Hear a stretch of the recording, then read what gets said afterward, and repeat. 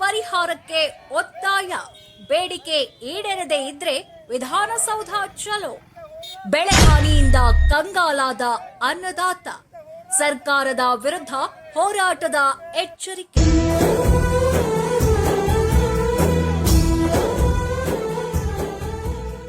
ಧಾರವಾಡ ಜಿಲ್ಲೆಯಲ್ಲಿ ಮುಂಗಾರು ಮಳೆ ಕೊರತೆಯಿಂದ ರೈತರು ಸಂಕಷ್ಟಕ್ಕೆ ಸಿಲುಕಿದ್ದಾರೆ.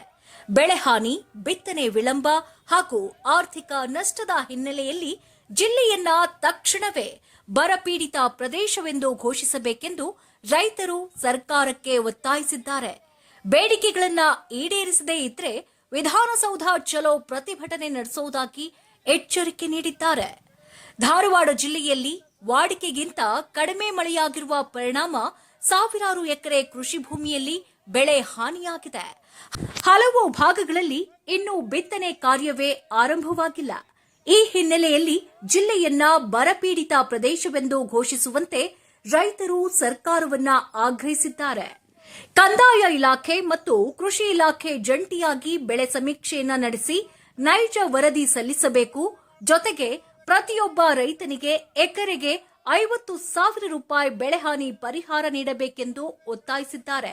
ಇದರ ಜೊತೆಗೆ ಮಹಾದಾಯಿ ಹೋರಾಟಗಾರರು ಹಾಗೂ ಬಿಡದಿ ಟೌನ್ಶಿಪ್ ರೈತ ಹೋರಾಟಗಾರರ ವಿರುದ್ಧ ದಾಖಲಾಗಿರುವ ಸುಳ್ಳು ಪ್ರಕರಣಗಳನ್ನು ಈ ಕೂಡಲೇ ಹಿಂಪಡೆಯಬೇಕೆಂಬ ಬೇಡಿಕೆಯನ್ನ ಮುಂದಿಟ್ಟಿದ್ದಾರೆ. ಕೇಂದ್ರದ ಫಸಲ್ ಭೀಮಾ ಯೋಜನೆಯಡಿ ಈ ಹಿಂದೆ ಇದ್ದಂತೆಯೇ ರೈತರು ವಿಮೆ ಪಡೆದು ಪರಿಹಾರ ಪಡೆಯುವ ವ್ಯವಸ್ಥೆಯನ್ನ ಮುಂದುವರಿಸಬೇಕು. ಜೊತೆಗೆ ರೈತರ ಸಾಲ ಮನ್ನಾ ಸೇರಿದಂತೆ ವಿವಿಧ ಬೇಡಿಕೆಗಳನ್ನ ಸರ್ಕಾರ ತಕ್ಷಣವೇ ಈಡೇರಿಸಬೇಕೆಂದು ಆಗ್ರಹಿಸಿದ್ದಾರೆ. ಬೇಡಿಕೆಗಳನ್ನ ಸರ್ಕಾರ ನಿರ್ಲಕ್ಷಿಸಿದ್ರೆ ವಿಧಾನಸೌಧ ಚಲೋ ಹೆಸರಿನಲ್ಲಿ ರಾಜ್ಯ ಮಟ್ಟದ ಪ್ರತಿಭಟನೆ ಹಮ್ಮಿಕೊಳ್ಳುವುದಾಗಿ ರೈತ ಮುಖಂಡರು ನೇರವಾಗಿ ಸರ್ಕಾರಕ್ಕೆ ಎಚ್ಚರಿಕೆ ನೀಡಿದ್ದಾರೆ.